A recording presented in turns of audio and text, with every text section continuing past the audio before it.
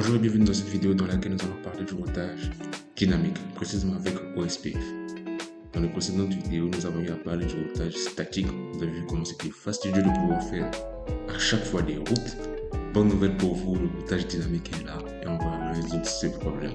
Je ne vous en dis pas plus, allons-y dans la topologie. Avant de pouvoir commencer les configurations, je vais d'abord vous présenter la topologie. Donc nous avons un grand classique pour les habitudes de la chaîne. Donc nous avons trois réseaux, LAN 1, LAN 2, LAN 3, avec leur adresse IP respective. Et ici, voilà ces sous-réseaux. Donc nous avons ces adresses. Ce que nous allons faire ici, nous allons plus reconfigurer les interfaces, tout ça, vous connaissez. Pour ceux qui ne connaissent pas, dans les précédentes vidéos, juste affiché en dessus. Vous allez voir la vidéo précédente et puis vous allez comprendre comment configurer des interfaces. Il y a plusieurs vidéos dans lesquelles je les ai fait. Et là, nous allons aller droit au but. Donc, du coup, assez bavardé, les adresses IP sont là. On va directement configurer le routage OSPF. Donc, on va faire ça. OK.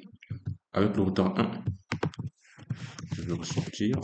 Donc, vous pouvez voir déjà les configurations. Ça prouve que j'ai déjà fait précédemment. Donc, pour le routage OSPF, lorsque nous sommes ici, on arrive dans notre routeur, voilà. On fait enable, configure terminal et on conf T.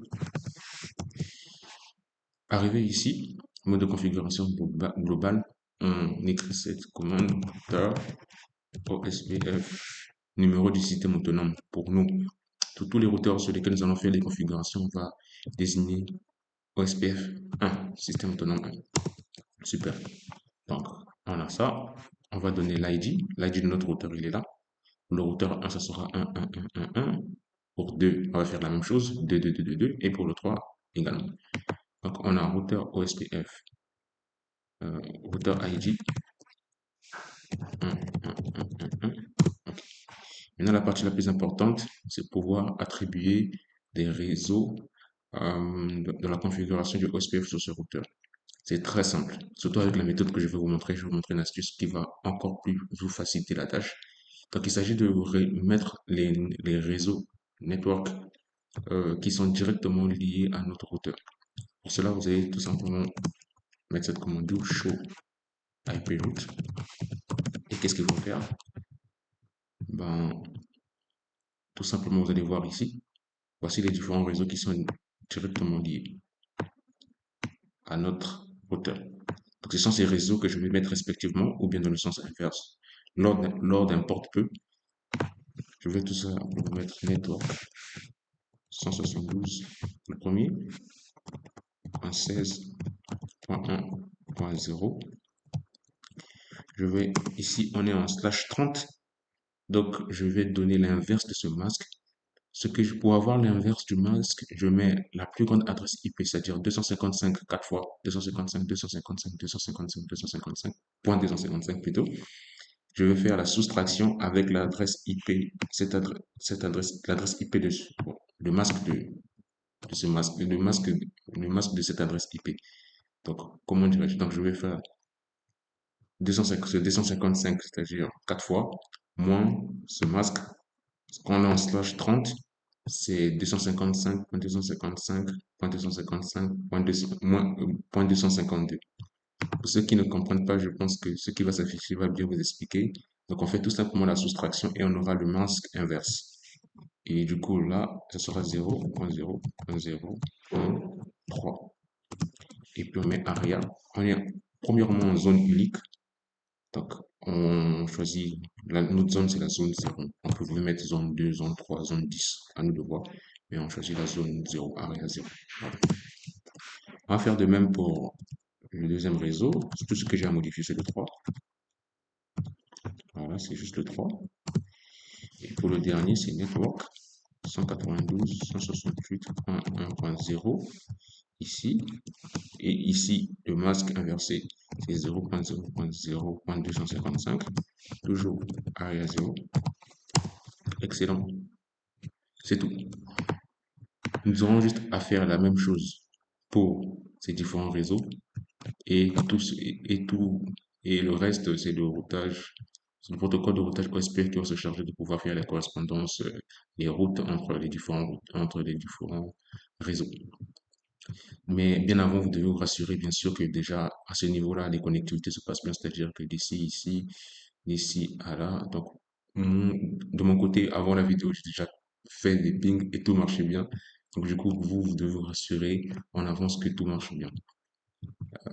Je vous mettrai également à votre disposition cette topologie vide afin que vous puissiez vous exercer parce que on apprend mieux par la pratique. Voilà, c'est une évidence. Donc ici, on va faire la même chose. Routeur OSPF 1, 2. Donc d'abord, je mets l'ID et je mets network. Donc avant le network, je fais douche run. Non, pas douche run. Douche hyper route. Voilà, pour me faciliter, je fais network. Et je vois les différents réseaux 72.16.1.0. Ah non, slash 30, donc c'est 3. Ici également, donc à 0. Voilà, ici avec 2.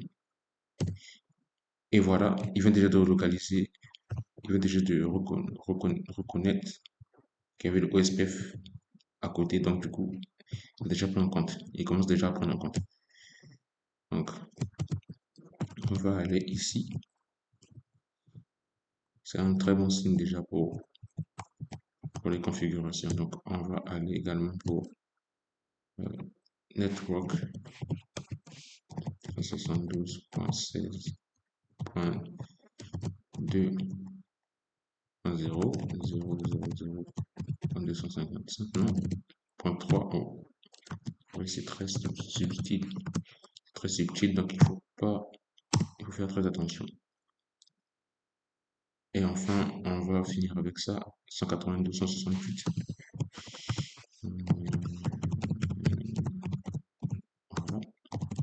Et le masque inverse à 0. Super.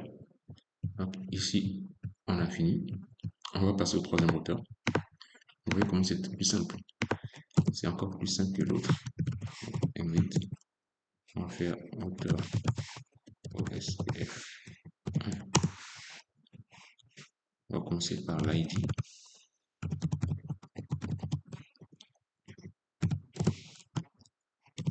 Show et puis route. On va voir les routes et puis network. On les met sans problème. Donc pour les routes, vous allez voir à chaque fois que je vais activer, par exemple celle-ci, vous allez voir que ça va nous faire une notification à 0.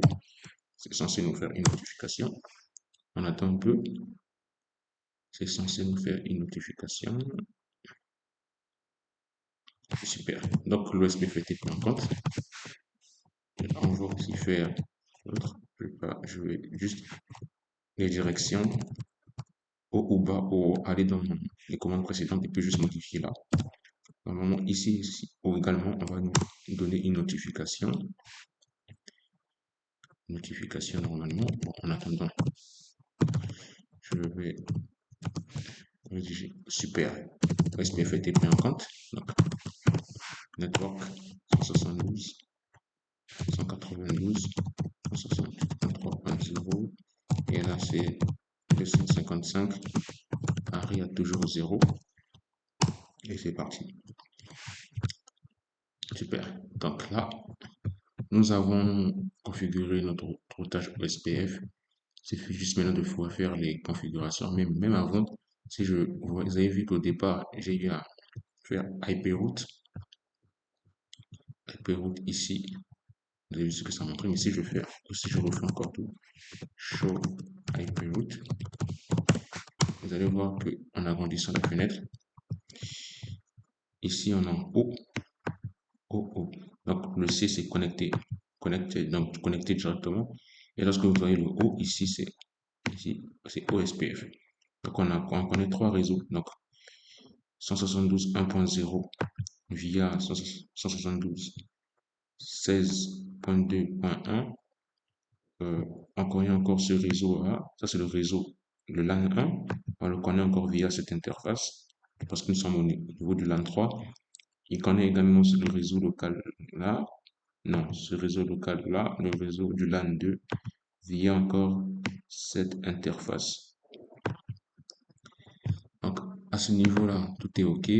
Je vais essayer de faire un ping depuis 3.10 de ce réseau jusqu'à 1.10 de ce réseau. On va voir ce que ça va donner. On va voir. 92.168.3, non. 1.0, 1.10. Qu'est-ce que ça va donner? On attend un peu. Alors, je vais voir si d'abord je vais attribuer une adresse. C'est le plus important. La première des choses à voir si le ping ne marche pas. Ça se rassurer que voilà. Je n'ai pas attribué l'adresse. Super. Donc là, je vais attribuer une adresse. Je lui donne un masque. Et voilà. Excellent. Maintenant que je l'attribue un masque et une adresse, je pense que tout va bien se passer maintenant. Lui-même, oui, lui-même il a un masque. Donc, je viens ici, ping.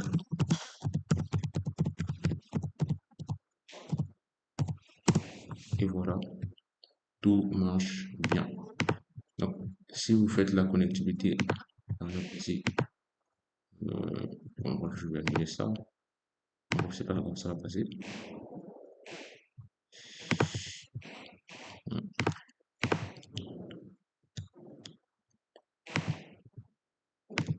Bon. Qu'est-ce qui ne va pas? On va retester. Normalement, ça doit pouvoir successful. Donc, on va faire le ping comme ça. Et ça.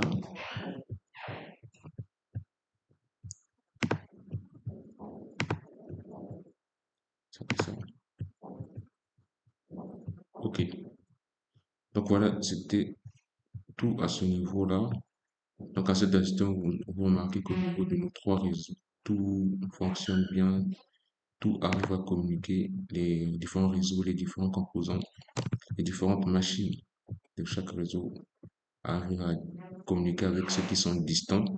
Et même vous avez la possibilité de pouvoir faire un accès à Internet que nous n'allons pas déjà avoir dans cette vidéo pour que celle-ci soit focalisée tout simplement dans le routage OSPF à zone unique. Au routage OSPF à zone multiple, nous allons aborder un réseau similaire et je vous montrerai comment pouvoir mettre également la connexion avec l'Internet simplement. Donc, ok, donc du coup, nous avons fini la configuration de toutes les configurations. Tout marche bien et nous voici également à la fin de cette vidéo. C'est un plaisir pour moi de pouvoir la faire pour vous afin de vous partager mes connaissances. Bien évidemment, n'hésitez pas à liker la vidéo si elle vous a plu, à vous abonner pour faire partie de la communauté, ne rien rater pour la suite. Partagez également la vidéo pour faire connaître et faire croître la communauté. Et bien évidemment, n'hésitez pas encore, une fois de plus, je le redis encore, à faire des suggestions de vidéos en commentaire, vos questions. C'est un grand plaisir pour moi, c'est un pur bonheur, c'est la récompense que je peux avoir du travail que je fais. Je vous donne plutôt rendez-vous au sommet. Let's go!